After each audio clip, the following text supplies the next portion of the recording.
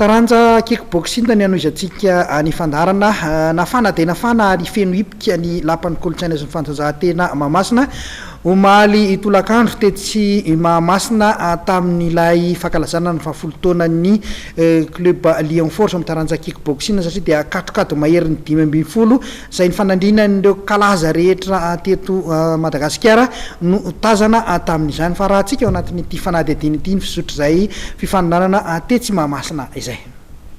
Akatrokady misy 7 no natolotry ny club Lion Force ireo mpakafy ny taranja iady malagasy omaly sabotsy tetsy amin'ny lapan'ny fanatanjahantena Mahamasina nandritra ilay hetsika flight extreme combat zay nentin'izy ireo nakalaza ny 10 taonany jorony.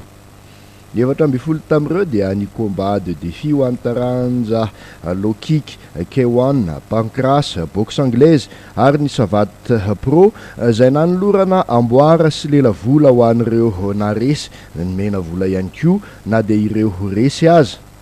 Fombiazana tanteraka no azo mikarakara tamin'ity hetsika ity. Tetsakilan'izay dia afa-po avokoa ireo mpijery tonga marobe tena toerana satria hetsika tahaka ireny fahita ny ivelany reny niaraka tamin'ny seusy ravaka miavaka no natolotry ny Lion Force ho azy ireo.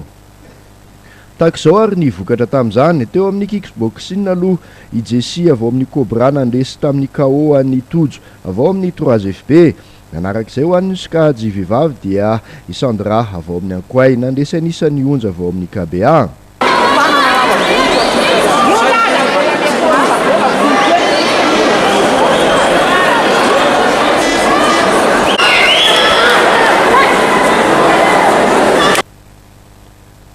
Nandesy tsy niady anihery avao amin'ny Cobra kosa i marka Kosfar rehefa tsy tonga niakatra ringa ity mpikatroka iray avao amin'ny Cobra ity.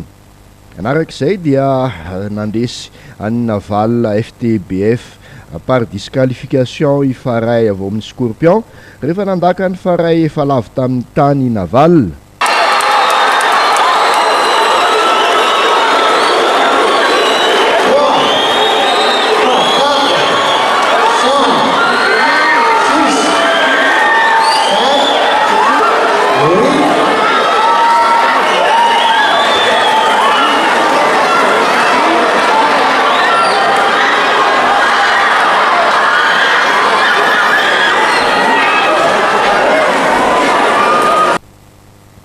Teo amin'ny katrokady zay nisan'ny be mpiandry indrindra dia lava kely avao amin'ny Étoile du Sud zay tompon-daka eran-tany nandavo tamin'ny alalan'ny KO any Menavolo.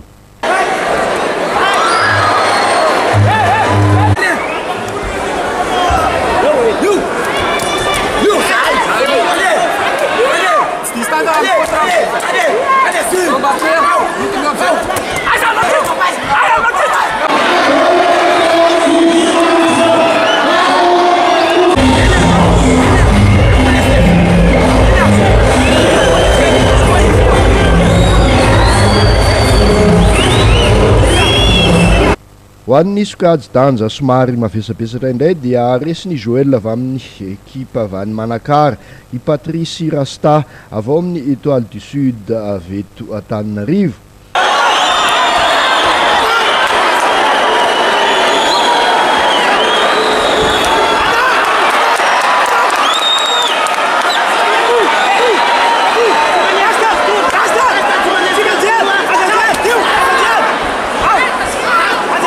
Teo amin'ny katrokady nanaraka izay dia resiny Billy Soldat anisy i Godfrey Vetsy Peflo i Billy Soldat zay avao amin'ny ekipan'ny Étoile du Sud.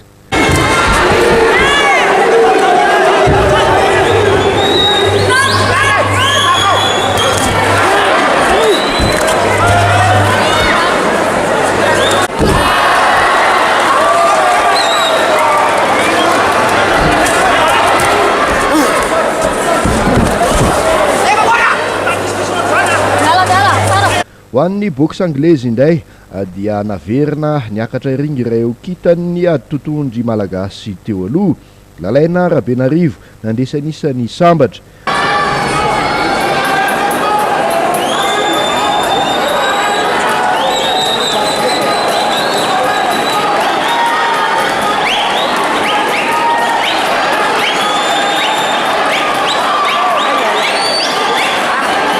toraka izany ihany koa antsika jivivavy dia Natasha nanilika ny narindra isolona iaina nandresan'ny Zakari Anisa.